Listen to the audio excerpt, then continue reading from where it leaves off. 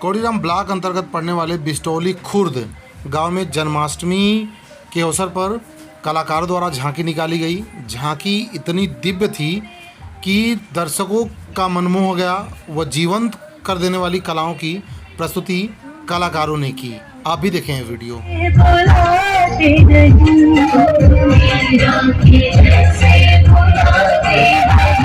अच्युतं केशवं कृष्ण दामोदरं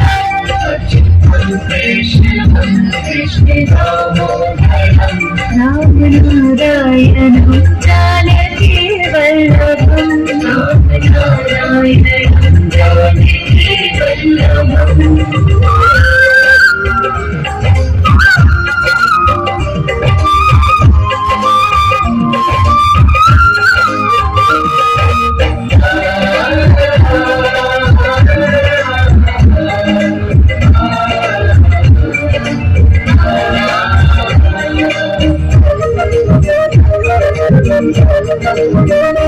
कौन कहते हैं भगवान खाते, कौन कहते हैं भगवान खाते, ढेर शबरी के जैसे खिलाते नहीं, ढेर शबरी के जैसे खिलाते नहीं।